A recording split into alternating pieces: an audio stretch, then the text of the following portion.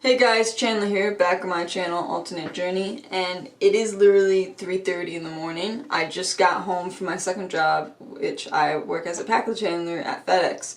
So, I don't know, I just came home and I'm still energetic, so it's I don't know, I just can't sleep, so I don't know, I just wanted to make a video, and I couldn't really decide what to do a video of, but then I remembered Sam, my partner, literally sends me links all the time to different types of YouTube videos, and was always saying you should react to this, or this is a topic that you can talk about on your channel. So tonight I'm actually going to be a good boyfriend and do that for you guys. I'm going to react to a video that Sam sent me. It is from Sky News. Never really heard of that. It's a really short video, but it's titled, I'm a little triggered already. It's titled, Hundreds of Young Trans People Seeking Help to Return to Original Sex. So obviously, this video is about detransitioning, which is one of the scariest things a trans individual honestly thinks about before they medically transition.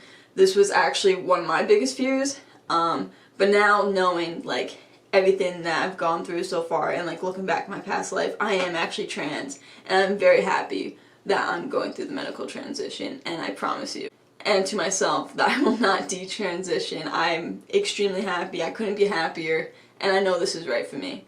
But unfortunately that is not the case for everybody. Certain people just transition too fast, they don't do enough therapy, they don't think about it too much, or they mistake body dysmorphia with body dysphoria. Which body dysmorphia is basically hating your body.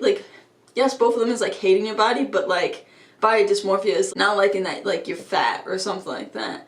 While body dysphoria is about not feeling connected with your biological body because you were supposed to be something else.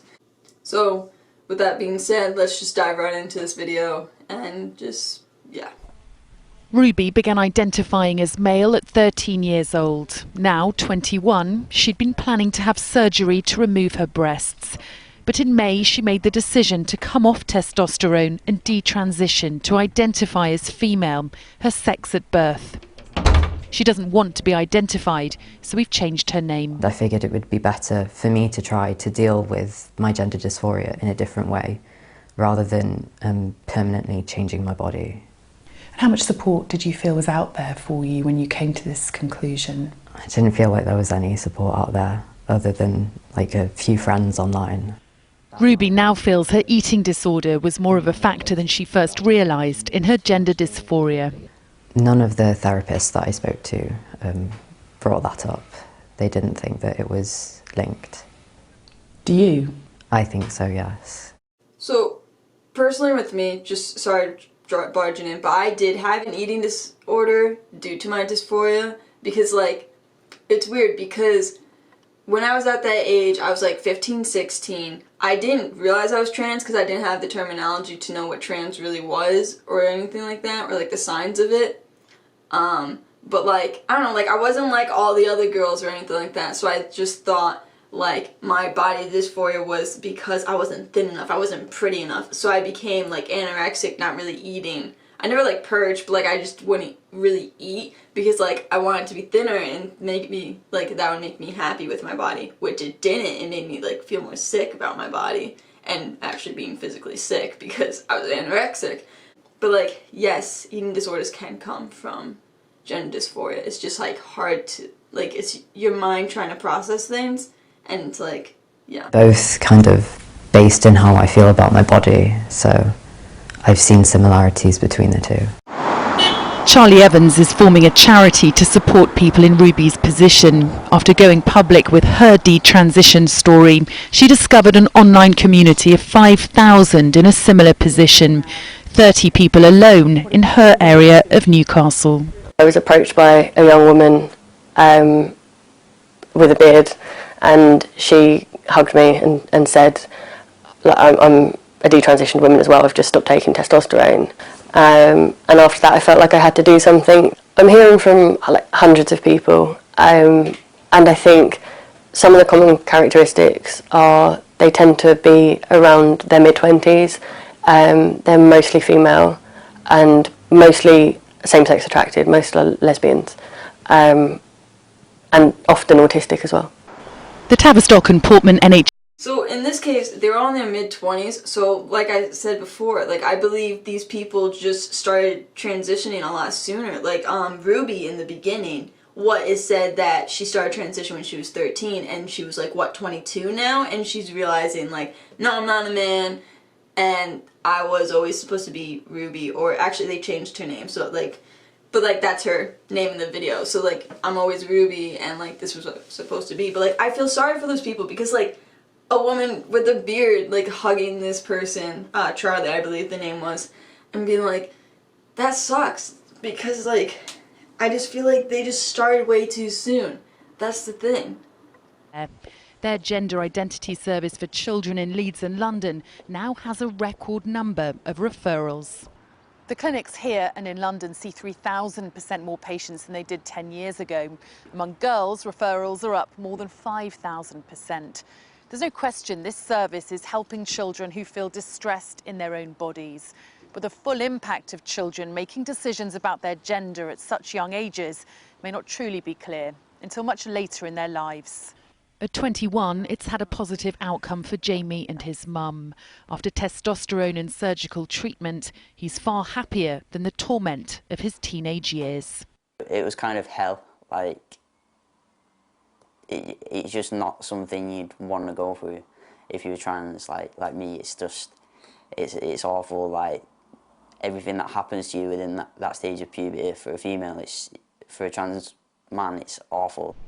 There's currently no data for how many in the trans community detransition, and to talk about it can be viewed as transphobic.